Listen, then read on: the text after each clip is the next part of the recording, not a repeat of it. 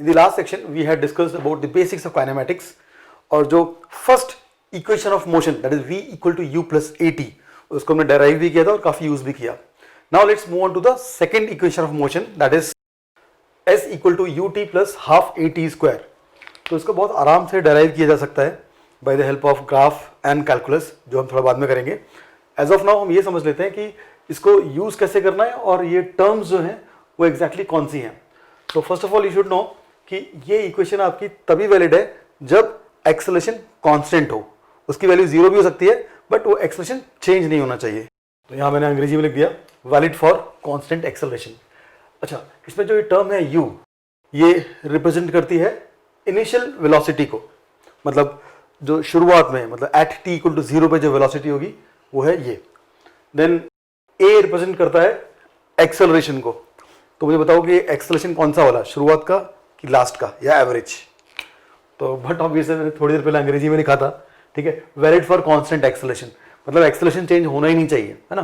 तो चेंज नहीं हो रहा तो शुरुआत में क्या, बीच में क्या, लास्ट में क्या, हर बार आपका एक्सेलरेशन सेम ही होगा. And this T is time. Now this S represents displacement. तो आई एम श्योर आपको ये सारे पॉइंट्स पहले से काफ़ी अच्छी तरह पता होंगे. In fact in last session also we had discussed about all these details. But maximum students जितना इस फॉर्मूले के बारे में जानते हैं उससे कहीं ज़्यादा पावरफुल है ये. मतलब इसको आप जिस तरह से यूज़ करते हो उससे कहीं ज़्यादा बेटर तरीके से यूज़ किया जा सकता है. इसको बहुत सारी डिफ़िकल्ट कंडीशंस में ये डायरेक्टली यूज़ होकर आंसर निकाल देता है. और अनफॉर्चुनेटली अगर आपको इसको ढंग से यूज़ करना नहीं आता है तो फिर आप सिचुएशन को तोड़ तोड़ के इसको 2 या 3 बार यूज़ करके आंसर निकालते हो. तो थोड़ा समझने की कोशिश करते हैं. जैसे ये जो डिस्प्लेसमेंट है इसका s, इसको हम किसी फ्रेम ऑफ रेफरेंस पे रखें तो हमें ऐसा कुछ दिखाई देगा. ये क्या किया मैंने, देखो ये ओरिजिन है, ये एक्स एक्सिस है और एक बॉडी है जो यहाँ से यहाँ डिस्प्लेस हो गई है. तो ये जो s है मान लो इसकी वैल्यू है 2 मीटर्स. तो ये जो 2 मीटर है आपको इस फॉर्मूले से मिल जाएगा. मतलब आपने निकाल दिया कि ये जो बॉडी है 2 मीटर डिस्प्लेस हुई है और पॉजिटिव आया है तो राइट साइड में डिस्प्लेस हुई है. बट इस वैल्यू से आप क्या ये पता लगा सकते हैं कि एग्जैक्टली ये किस पॉइंट पे पहुंचा? ऑफ कोर्स नॉट, क्योंकि उसके लिए आपको इसकी इनिशियल पोजीशन भी पता होनी चाहिए. मान लो इसकी initial position x equal to 6 दे रखी है. तो अब आप बोलोगे ठीक है x इक्वल टू 6 था, है ना, और इस फॉर्मूले ने आपको डिस्प्लेसमेंट 2 दे दिया. तो अब x equal to 6 plus 2 equal to 8 आ गया. तो आपने इसमें नोटिस किया ये 8 निकालने के लिए आपने पहले फॉर्मूले से s की वैल्यू पूछी, उसने बताई 2 मीटर. फिर आपने जो गिवन सिचुएशन है वहां पर अलग से देखा कि x इक्वल टू 6 था तो 6 प्लस 2 को आप 8 बता रहे हैं. लेकिन अगर यही 8 की वैल्यू फॉर्मूले से डायरेक्टली अगर आपको मिल जाए तो आई एम प्रीटी श्योर कि चीज़ें आपके लिए ज़्यादा ईजी होंगी. इसमें कई लोग बोल सकते हैं सर इतना नाटक क्या करने का, सीधा 2 ऐड करना है बस, और क्या 6 में. सर देखने में अभी आसान लग रहा है लेकिन जब चीज़ें कॉम्प्लिकेट होंगी ना, जब डिस्प्लेसमेंट यहाँ होगा, वेलोसिटी यहाँ होगा, एक्सेलरेशन कहीं और होगा और ये सारी वैल्यूज वेरिएबल्स में होंगी. एंड द वर्स्ट पार्ट ये सब एग्जाम में हो रहा होगा जहाँ पर पहले से ही आपके ऊपर बहुत ज़्यादा स्ट्रेस रहता है. तो फिर वो एक तिनका भी ना पूरा टर्बुलेंस क्रिएट कर सकता है. और आपने कई बार नोट भी किया होगा ना एग्जाम में भी, आप क्या 4 प्लस 3 को कई बार लोग 8 लिख देते हैं, है ना. तो इसीलिए मैं इस फॉर्मूले को एक छोटा सा ट्विस्ट दे दूंगा. इनफैक्ट कई सारी किताबों में दिया भी हुआ है तो आपको थोड़ा बेटर समझ में आएगा. Let's see. तो मैंने यहाँ पे इस s को p माइनस पी नॉट से रिप्लेस कर दिया. तो p not is initial position of the object. मतलब जैसे ऑब्जेक्ट यहाँ से स्टार्ट करता है तो ये जो p नॉट है इसकी वैल्यू हो जाएगी 6. तो जो p नॉट की ये वैल्यू है ये आपने इस फॉर्मूले के जो दूसरे वाले वर्जन में, दूसरा वर्जन मतलब s की जगह p minus P not use कर रहा हूं मैं, ठीक है, उसमें आपने यहां सब्स्टिट्यूट कर दी होगी. और ये p क्या है? p is the position at general instant. मतलब जिस तरह से ये जो फॉर्मूला है ये आपने पहले पढ़ा हुआ है. इस फॉर्मूले में s क्या था? s is the displacement at given time t. Similarly this is the position at given time t. तो अगर आप इस नए वाले फॉर्मूले को देखोगे तो आपको कुछ ऐसा कुछ देखने को मिलेगा. इसमें आप ध्यान से देखो तो ये जो टर्म है ये ई वाला टर्म है, राइट, सेम टर्म है जो कि s के बराबर हुआ करता था डिस्प्लेसमेंट. तो जब आपने इसमें डेटा फीड किया होगा तो इसकी जो वैल्यू है वो s के बराबर आई होगी. जो कि 2 आई थी, आपको याद होगा। तो ये इंटरनली 2 आ चुकी होगी, आपको अलग से कैलकुलेट नहीं करना पड़ेगा। इस टर्म की इम्प्लिसिट वैल्यू 2 आ चुकी होगी और आपने पी नॉट को यहां पर 6 पुट किया होगा। तो 6 + 2 आपको पी की डायरेक्ट वैल्यू 8 मिलेगी, जिसको आपको यहां पर इनडायरेक्टली निकालना पड़ रहा था। एंड ये सर्टेनली एक अपने आप में एडवांटेज है। इसको समझाने के लिए मैं आपको छोटी सी एक एनालॉजी देता हूं। जैसे मान लो आपके पास 2 वेरिएबल्स हैं ए एंड बी, और a - b की वैल्यू दी हुई है 3, और मैं आपसे पूछता हूं ये बताओ a और b क्या है, तो ऑफकोर्स आप इसकी वैल्यू बता नहीं सकते। तो a और b की वैल्यू निकालने के लिए फिर आप कहीं पर तो अपना डेटा माइनिंग करोगे और पता लगाओ कि क्या वैल्यू है a की। तो समझ में आया, मान लो a की वैल्यू दी गई थी आपको 4, तो आपने कहीं और से इस डिटेल्स को निकाला। तो अब इन दोनों को यूज करके आप बोलोगे कि भाई ठीक है, a की वैल्यू 4 है और b की वैल्यू 1 है। तो सब ध्यान से देखिए, ये जो डेटा अगर आपको डायरेक्टली पहले मिल जाता, ठीक है, तो इससे आप ये इंफॉर्मेशन निकाल सकते हो। You can find this information from this data, but इस डेटा से ये इंफॉर्मेशन नहीं निकाली जा सकती। इसके लिए आपको अलग से ये चीज पता होनी चाहिए थी। अब आप ध्यान से देखो तो यहां भी एग्जैक्टली सेम चीज चल रही है, यहां भी सेम चीज चल रही है। यहां पर आपने ये 2 तो निकाल लिया, लेकिन कहीं और से डेटा माइनिंग की, जैसे मैंने बोला ना, यहाँ पर कहीं और डेटा माइनिंग मतलब कहीं से डेटा खोद के आपने निकाला, राइट। तो कहीं और से खोद के आपने a की वैल्यू 4 निकाली थी। तो इसमें भी आप अपने दिमाग के किसी दूसरे कोने से पूछोगे कि भाई इसकी इनिशियल वैल्यू क्या है, तो वो आपको बताएगा 6 है। तो पहले आपने मेहनत 2 मीटर निकालने में की, फिर आपने क्वेश्चन को दोबारा पढ़ के या फिर अपने दिमाग का थोड़ा सा प्रोसेसर कहीं और एंगेज करके ये पता किया कि पी नॉट की वैल्यू भी 6 है, और फिर उनको ऐड करके आपने 8 निकाला। तो बट नेचुरल है कि ये वाला जो कॉन्सेप्ट है ये आपको काफी ज्यादा हैंडी रहेगा। सो ये हमारा डिफरेंट वर्जन बन गया सेम फॉर्मूले का। अच्छा, किसी किसी किताब में ना इसको s = s0 लिखते हैं, तो वो भी करेक्ट है। उनके लिए s0 जो होता है वो होती है इनिशियल पोजीशन, और s होता है उनका position at time t। But मैं थोड़ा s लिखना इसलिए अवॉइड कर रहा हूँ क्योंकि यूजुअली हम s को डिस्प्लेसमेंट को रिफर करने के लिए यूज करते हैं, और कभी s डिस्प्लेसमेंट को रिफर करता है और वही कभी सेम s पोजीशन को रिफर करता है, तो कंफ्यूजन चालू होता है। तो that's why we use p। और आपको अगर ये सारे पॉइंट्स और सारे कन्वेंशंस एग्जैक्टली समझ में आ गए तो बहुत अच्छी बात है, नहीं भी आए तो कोई दिक्कत वाली बात नहीं है, क्योंकि मैं वापस से ना विद इन 2-3 मिनट्स पूरा एक रिकैप देने वाला हूँ और कुछ छोटे छोटे नए पॉइंट्स भी डिस्कस करने वाला हूँ। तो फास्ट फॉरवर्ड मत करना। देखो, इस फॉर्मूले को यूज करने के लिए सबसे पहले हमें क्लियर होना चाहिए कि एक्सेलरेशन कांस्टेंट है, ठीक है। एक्सेलरेशन वेरी कर रहा है तो भूल जाओ इसको, सीधा कैलकुलस में चले जाना। ओके, अब दूसरी चीज ये है कि इस फॉर्मूले को यूज करने के लिए हमें एक फ्रेम रेडी करना पड़ता है, जिसमें सबसे इंपॉर्टेंट चीज होती है ओरिजिन। तो इस रेफरेंस का मैंने इसको एज एन ओरिजिन सेट कर दिया। अच्छा, इसमें ना कुछ लोग जिनको बहुत जल्दी होती है आगे भागने की, मतलब ऐसे सिलेबस आगे भगाना है, जल्दी जल्दी कोर्स खत्म करना है, तो उनमें कुछ लोगों को मैंने ऐसे कहते हुए सुना है कि यार ये सिंपल सा फॉर्मूला था s = ut + ½ et²। पहले तो सर आपने ऐसे p = p0 + समथिंग डाल के उसकी वाट लगा दी, राइट। और उसके बाद में पता नहीं है ओरिजिन मतलब इतना सारा नाटक करने की जरूरत क्या है, सीधा s = ut + ½ et² से आंसर आता है। देखो, आपको आपके फैकल्टीज ने और कई लोगों ने बोला होगा कि जो एक अच्छी फिजिक्स होती है ना, उसमें आपको अपना लेवल ऊपर नहीं बल्कि नीचे करना पड़ता है। मतलब जितना आपको बेसिक लेवल पे, एकदम ग्रास रूट लेवल पे चीज़ों के बारे में मालूमात है, उतनी आपकी फिजिक्स अच्छी है। क्योंकि जब एग्जाम में जो क्वेश्चन डिफिकल्ट आते हैं ना, वो क्वेश्चन डिफिकल्ट इसलिए नहीं होते कोई बहुत बड़ी बड़ी चीज़ कर देंगे, वो बहुत छोटे से पॉइंट को ना, एकदम बिल्कुल रॉक बॉटम फैक्ट्स होते हैं ना, छोटा छोटा पॉइंट्स, वहाँ पर थोड़ा ट्विस्ट करते हैं। और जो ऊपर ऊपर से बड़े बड़े फॉर्मूले याद करके निकल जाएंगे तो उनको उन ट्विस्ट की पहचान नहीं होती है, और क्वेश्चन जो है ना वो काफ़ी फ्रस्ट्रेटिंग लगने लगता है। अब इनफैक्ट वही लोग शायद उन क्वेश्चंस को डिफिकल्ट बोलते हैं। और जहाँ पर आपको ये छोटे छोटे पॉइंट्स, माइन्यूट पॉइंट्स क्लियर होते हैं, तो फिर आपको वहाँ दिक्कत आती नहीं है। तो इस सिचुएशन में भी जब मैं बात कर रहा हूँ कि भाई ये ओरिजिन है, तो आपको एक्चुअली पता होना चाहिए मैं ओरिजिन ले भी क्यों रहा हूँ, मतलब क्या रीज़न है, ओरिजिन की बात क्यों कर रहा हूँ। जनरली ओरिजिन की बात नहीं होती ऐसे क्वेश्चंस में और ऐसे फॉर्मूलोज में। तो उसको समझाने के लिए मैं आपको एक छोटा सा एग्जांपल देता हूँ। जैसे मैं अपने किसी फ्रेंड से फ़ोन करके पूछता हूँ, भाई ये बता कि इंडिया गेट कितना दूर है। इंडिया गेट दिल्ली में, पता होगा आपको, और मैं इस वक्त पुणे में हूँ। तो वो बोलता है यार लगभग 22 किलोमीटर दूर है। तो 22 किलोमीटर दूर है, मैं पूना में हूँ, यहाँ से लगभग वो 1400 किलोमीटर दूर है। तो उसको अपना स्टेटमेंट शायद ऐसे बोलना चाहिए था कि इंडिया गेट दिल्ली एयरपोर्ट से लगभग 22 किलोमीटर की दूरी पर है।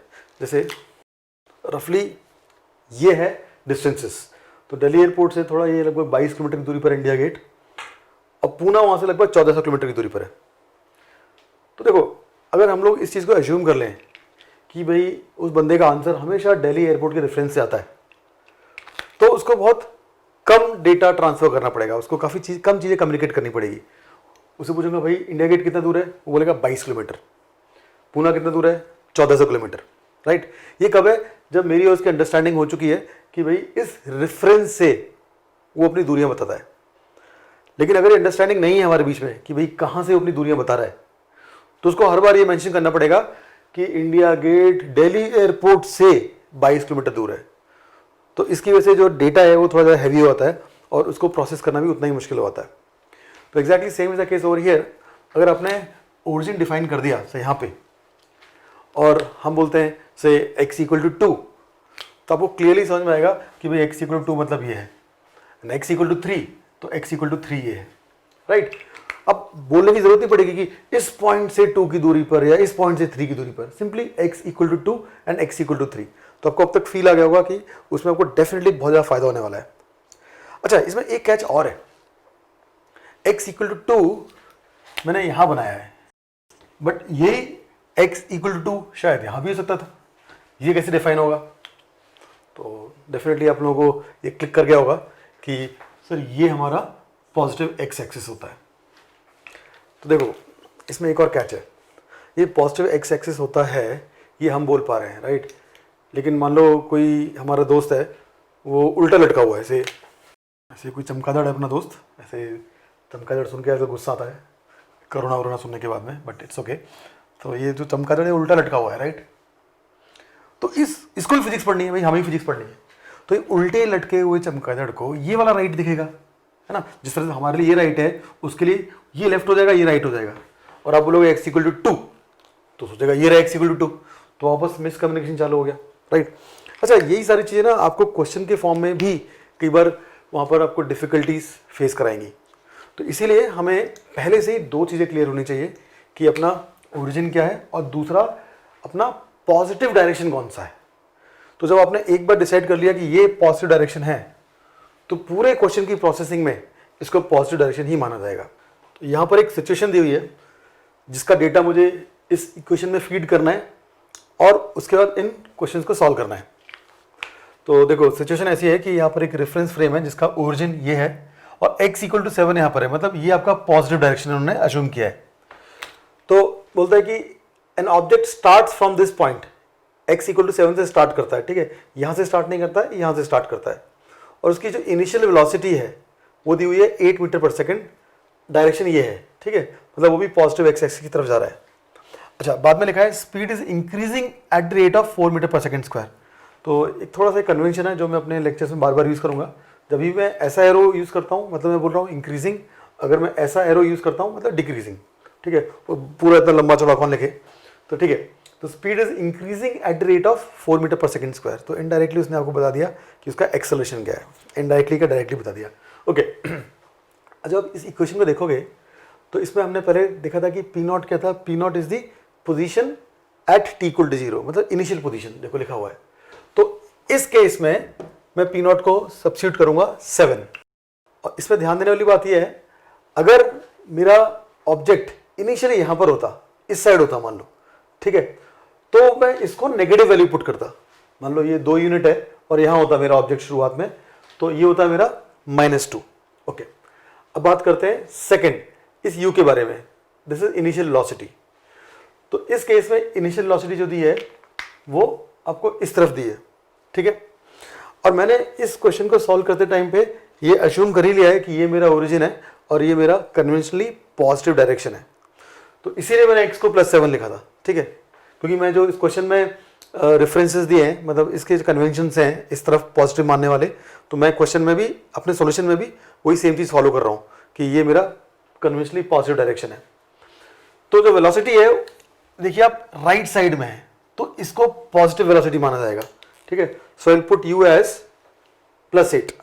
अगर मान लो ऑब्जेक्ट यहां होता, मतलब मैं आपको इस क्वेश्चन के साथ साथ जो इसके पॉसिबल वेरिएशंस बन सकते थे उनके बारे में भी आपको समझाने की कोशिश कर रहा हूं। तो मान लो ऑब्जेक्ट शुरुआत में उस साइड होता, ठीक है, और उसकी वेलोसिटी यहां होती, तो फिर मैं u को पॉजिटिव लिखता कि नेगेटिव लिखता? तो बट नेचुरल है उस टाइम भी मैं u को पॉजिटिव लिखता, क्योंकि मेरे ये मैटर नहीं करता कि ऑब्जेक्ट शुरुआत में इधर था या इधर था। मेरे लिए ये मैटर करता है कि उसकी वेलोसिटी इस तरफ थी या इस तरफ थी, राइट। तो ठीक है, अब u की वैल्यू आ गई +8। अच्छा, अब आते हैं एक्सेलरेशन पे। यही सबसे ट्रिकी पार्ट है जिसके बारे में मैंने अपने लास्ट सेशन में काफ़ी डिटेल्स में डिस्कशंस की थी। तो जो एक्सेलरेशन है वो पॉजिटिव तब माना जाएगा जब एक्सेलरेशन का डायरेक्शन ये वाला होगा, राइट। इस केस में बोल रहा है speed is increasing at the rate of 4 meter per second square. तो आपको याद होगा कि लास्ट टाइम हमने डिस्कस किया था कि मान लो आपकी स्पीड यहाँ पर है और इसी साइड बढ़ रही है आपकी स्पीड, तो हम बोल सकते हैं आपके एक्सेलरेशन का डायरेक्शन यही है ना। इस साइड में स्पीड बढ़ रही है तो एक्सेलरेशन भी इसी साइड में होगा। अच्छा, अगर मैं एक ऐसा केस लूँ जिसमें स्पीड इस साइड है लेकिन कम हो रही है, इसमें देखिए इनिशियल वेलोसिटी ज़्यादा है और फाइनल वेलोसिटी कम है, तो इस डायरेक्शन में स्पीड कम हो रही है। तो इस केस में अगर मैं बोल दूंगा एक्सेलरेशन इधर है तो डेफिनेटली गलत हो जाएगा। तो इस केस में एक्सेलरेशन इधर होगा, ठीक है। तो आपको एक्सेलरेशन का डायरेक्शन देखना होता है, ठीक है। इधर हो गया ये। तो जब मैं बोल रहा हूँ speed is increasing at the rate of 4 meter per second square और आपको इनिशियल स्पीड यहीं दे रखी है, तो इस केस में एक्सेलरेशन का डायरेक्शन भी यही वाला हो जाएगा, ठीक है। अगर डाउट है तो पुराना सेशन दोबारा अच्छी तरह देख लीजिए। तो इसको मैं पुट करूंगा +4 मीटर पर सेकंड स्क्वायर। अच्छा, अगर आपने वेक्टर्स नहीं पढ़ा है तो भी आपको ये समझ में आ गया होगा, लेकिन अगर आपने वेक्टर्स पढ़ा है तो आपने एक चीज़ नोट की होगी कि मैंने वेक्टर्स ही यूज़ किए हैं। जैसे अगर मैं u की बात करूं तो अगर मेरा वेलोसिटी वेक्टर इस तरफ है तो u पॉजिटिव है। अगर मैं एक्सेलरेशन की बात करूं तो मेरा एक्सेलरेशन वेक्टर अगर इस तरफ है तो मैंने एक्सेलरेशन को पॉजिटिव माना है। सिमिलरली ये भी मेरा एक पोजीशन वेक्टर ही है ना। इस पॉइंट पे था तो मेरा पोजीशन वेक्टर ये वाला रहेगा, ओके, तो तभी पॉजिटिव आएगा। बट अगर आपने वेक्टर्स नहीं पढ़ा तो इसको इग्नोर कर दीजिए, क्योंकि मैंने पढ़ाने का तरीका ऐसा रखा है, मतलब मैंने एज्यूम किया कि आपको वेक्टर्स नहीं आता है, ठीक है। तो आपने ये सारी वैल्यू सब्स्टिट्यूट कर दी। वापस एक क्विकली इसको रिकैप कर लेते हैं कि जब पोजीशन की बात करते हैं तो क्या मैटर करता है, इधर है कि इधर है। इसमें वेलोसिटी और एक्सेलरेशन मैटर नहीं करते हैं, उस हिसाब से आप P0 लिखते हो। जब u की बात करते हैं तो ये मैटर नहीं करता है कि उधर है कि उधर है, मैटर करता है किस तरफ उसकी वेलोसिटी है। और जब एक्सेलरेशन की बात करते हैं तो न ही ये मैटर करता है कि ऑब्जेक्ट यहाँ था या यहाँ था, और न ही ये मैटर करता है कि इसकी वेलोसिटी ये थी या ये थी। व्हाट मैटर्स इज कि इसकी वेलोसिटी किस तरफ बढ़ रही है। इसकी डिटेल्स लास्ट सेशन में हमने बहुत अच्छी तरह किए हुए हैं। तो अब जब मैं इन वैल्यूज को इनमें सब्स्टिट्यूट करके एक सिंप्लीफाइड वर्जन लिखता हूं तो मुझे मिलेगा कुछ ऐसा इक्वेशन। अभी जो इक्वेशन है ये इसके मोशन की पूरी जन्म कुंडली है। इसमें आप देखेंगे तो जो मैंने ब्लैक में लिखा हुआ है ऐसे टी और पी, ये वेरिएबल्स हैं, बाकी जो ब्लू में वो कॉन्स्टेंट्स हैं। तो ये जो इक्वेशन है ये आपको बोलता है कि आप मुझे टी दो मैं आपको पी दूंगा, मतलब आप मुझे टाइम दो मैं आपको पोजीशन दूंगा, या फिर वाइस वर्सा, आप मुझे पोजीशन दो मैं आपको टाइम दूंगा। है ना वो सुभाष चंद्र बोस जी का जो डायलॉग था कि आप मुझे खून दो मैं आपको आज़ादी दूंगा, उसी टाइप से है ये। ठीक है, जोक बहुत गंदा मारा मैंने, इट्स ओके। तो अभी जैसे इसमें आप टी की वैल्यू मान लो 1 पुट कर दो, तो टी की वैल्यू 1 पुट कर दोगे तो ऑटोमेटिकली ये जो पी है ना पोजीशन, वो कौन सी होगी कि ये object t equal to 1 second पे कहाँ था, राइट। फॉर एग्जाम्पल जैसे फर्स्ट क्वेश्चन भी यही है आपका, find the position at t equal to 1, तो just substitute this t equal to 1 here, simplify करके आपको मिलेगा 17 मीटर्स। तो जो उसका मैथ्स वाला पार्ट है ना वो मैं थोड़ा एक्सप्लेनेशन में स्किप करूंगा। अगर आपकी स्पीड इतनी अच्छी है कि आप लेक्चर के साथ साथ उसको पकड़ पा रहे हो तो ग्रेट, अगर नहीं पकड़ पाते हो तो कोई दिक्कत नहीं है, आप लेक्चर को पॉज करो, ठीक है, और उसको दोबारा देख लो, बिकॉज इसमें कोई एक्सप्लेनेशन नहीं है। And it is very important for a student to understand कि अगर वो मान लो कि प्रॉब्लम नहीं सॉल्व कर पा रहा तो वो गलती, वो लैक्यूना अदर है ना, वो वीकनेस फिजिक्स में थी या मैथ्स में थी। क्योंकि एज लॉन्ग एज अगर आप यहाँ तक पहुँच गए हो तो आपको फिजिक्स आती है, और अगर आपने इसके आगे कुछ गड़बड़ कर दिया तो मैथ्स में कोई सिली मिस्टेक है जो आप आराम से कवर अप कर सकते हो। तो एटलीस्ट कॉन्फिडेंस आपका हाई रहेगा। तो अपने लेक्चर्स में हमेशा एक बार इनकी वैल्यूज डाल दी तो उसके बाद मैं उसको फास्ट फॉरवर्ड कर दिया करूँगा। तो 17 मीटर आई की पोजीशन, मतलब पहले क्वेश्चन में टी इक्वल टू 1 पे पूछा था कहाँ पर है, तो आंसर है पी इक्वल टू 17। अच्छा, पी इक्वल टू 17 का एक फिजिकल वर्ल्ड में सिग्निफिकेंस क्या है, इसमें सिग्निफिकेंस क्या होगा, क्या बोल सकता हूँ कि इस पॉइंट से 17 मीटर दूर गया है, ध्यान रखना यहाँ पर थोड़ा एरर हो सकती है, इस पॉइंट से 17 मीटर दूर नहीं गया है वो, ये P जो है उसको एग्जैक्ट पोजीशन बता देता है उसकी। मतलब अगर वो यहाँ पर है t इक्वल टू 1 सेकेंड पे, तो ये x इक्वल टू 17 हो जाएगा, मतलब ये डिस्टेंस जो है ये 17 मीटर्स होगा। अच्छा, दूसरा क्वेश्चन पूछता है डिस्प्लेसमेंट क्या होगा उसका t इक्वल टू 1 सेकेंड पे। तो देखो पोजीशन उसकी ये है, राइट, t इक्वल टू 1 पे, तो डिस्प्लेसमेंट उसका यहाँ ओरिजिन से नापा जाएगा, यहाँ से नापा जाएगा। तो ऑफकोर्स डिस्प्लेसमेंट की जो बेसिक डेफिनेशन आपको पता है, स्टार्टिंग पॉइंट से एंड पॉइंट तक ये होता है डिस्प्लेसमेंट। तो हम बोल सकते हैं इसका डिस्प्लेसमेंट है ये वाला, मतलब 17 माइनस 7 10 मीटर का, 10 मीटर्स टुवर्ड्स राइट। जिसमें वेक्टर्स पड़ा हुआ है वो इसका आंसर 10 आई कैप करके लिख सकता है, बट ठीक है मैं अज्यूम कर रहा हूँ आपको वेक्टर्स नहीं आता है। 10 मीटर टुवर्ड राइट साइड। तो ये दोनों क्वेश्चन तो हमारे हो गए यहाँ पर। अब तीसरे क्वेश्चन में आने से पहले जरा इसके बारे में कुछ और क्रॉस क्वेश्चनिंग करते हैं। मान लो आपसे कोई पूछता है कि x इक्वल टू 17 पे इसकी इनिशियल वेलोसिटी क्या थी, या फिर x इक्वल टू 17 पे इसकी इनिशियल पोजीशन क्या थी। तो अगर आपसे ढूंढने लग जाओगे कि भाई यहाँ पहुँचने के बाद इसका पी नॉट क्या था, तो कहीं ना कहीं आप बेसिक कॉन्सेप्ट में गलती कर रहे हो। भाई ये पी नॉट है क्या, पी नॉट इसकी जो जर्नी है उसकी इनिशियल पोजीशन है, ठीक है। और इनिशियल पोजीशन जर्नी के साथ चेंज नहीं होती है। फॉर एग्जांपल जैसे ये जो पी नॉट यू और ए है, ये इसके डेट ऑफ बर्थ की तरह है। फॉर एग्जांपल अगर मैं आपकी बात करूं तो मान लो आपका डेट ऑफ बर्थ 26 जुलाई 2005 है, ठीक है। मैं आपसे पूछता हूं बताओ भाई 2025 में आपका डेट ऑफ बर्थ क्या होगा। 2025 में डेट ऑफ बर्थ क्या होगा, मतलब क्वेश्चन ही अपने आप में नॉनसेंस टाइप का, राइट। डेट ऑफ बर्थ तो यही है भाई इसका, आप 2025 में बोलो या 2030 में बोलो, राइट। हाँ ये पूछ सकते हो कि 2025 में आपकी एज क्या होगी। तो एग्जैक्टली सेम चीज यहां पर हो रही है। ये जो पी नॉट यू और ए है ना, वो इनिशियल डेटा है ना। P not initial position, you initial velocity, A acceleration जो कि कांस्टेंट है तो वो भी इनिशियली हो गया, ठीक है। तो ये पी नॉट यू और ए जो है ये डेट ऑफ बर्थ की तरह होता है, और पी जो है ना ये एज की तरह होता है। तो जैसे जैसे ये टाइम चेंज होगा इसकी एज चेंज होगी। तो ये क्वेश्चन ही अपना में एब्सर्ड था कि मैं पूछा था कि भी इस पॉइंट पे आके x इक्वल टू 17 पे आके उसकी इनिशियल वेलोसिटी या फिर उसकी इनिशियल पोजीशन क्या होगी। इनिशियल पोजीशन और इनिशियल वेलोसिटी जो है उसकी जर्नी में यहाँ डिफाइन हो चुके हैं। हाँ अगर आप यहाँ से जर्नी तोड़ के नई जर्नी स्टार्ट करना चाहते हो, एक नया क्वेश्चन फ्रेम करना चाहते हो तो बात अलग है, बट इस क्वेश्चन के हिसाब से that particular question was absurd. Okay, coming back to the third question now. इसमें पूछता है what is the time gap, delta t का मतलब टाइम गैप होता है, between x equal to 17 and x equal to 71। मतलब किसी इंस्टेंट पे वो यहाँ पर था और किसी इंस्टेंट पे वो यहाँ पर था। तो ये पॉइंट क्या है, x इक्वल टू 71। सो ये जो x इक्वल टू 71 है, थोड़ा इसकी स्केलिंग आपको गड़बड़ लग रही होगी, मतलब 17 इतना बड़ा और 71 इतना छोटा है ना। इट्स ओके फाइन, जगह कम है, मैं क्या करूँ यार। तो यहाँ पे ये पूछ रहा है कि what is the time gap between this point and this point, मतलब यहाँ से यहाँ पहुँचने में उसको कितना टाइम लगा। तो यहाँ से यहाँ पहुँचने में कितना टाइम लगा, अगर डायरेक्टली आप इससे पूछोगे तो आपको गलत जवाब दे देगा वो, क्योंकि इसको नहीं पता कि भाई दो पॉइंट्स के बीच में टाइम कैसे निकाला आता है। इसको ये पता है कि अगर ये यहाँ पहुँचेगा, ठीक है, तो किस टाइम पर पहुँचेगा हम बता देंगे। सिमिलरली अगर ये ऑब्जेक्ट यहाँ पहुँचेगा तो किस टाइम पर पहुँचेगा ये भी हम बता देंगे।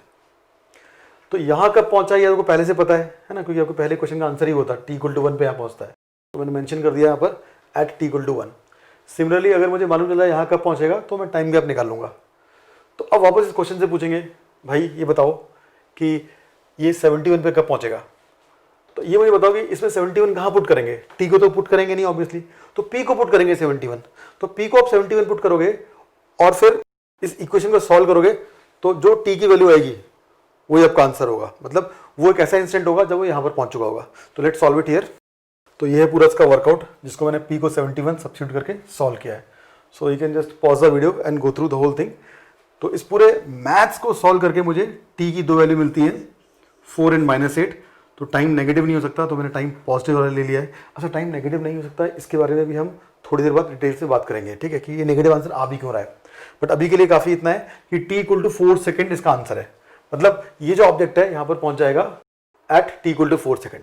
तो क्या मैं बोल सकता हूँ कि इसका जो आंसर है वो 4 सेकेंड होगा? ऑफकोर्स नॉट, क्योंकि यहाँ 4 सेकेंड में पहुँचा है, यहाँ 1 सेकेंड में पहुँचा था। तो यहाँ से यहाँ पहुँचने में उसे लगा है 4 - 1 3 सेकेंड। इसका आंसर हो गया 3 seconds. Now let's move on to the next problem.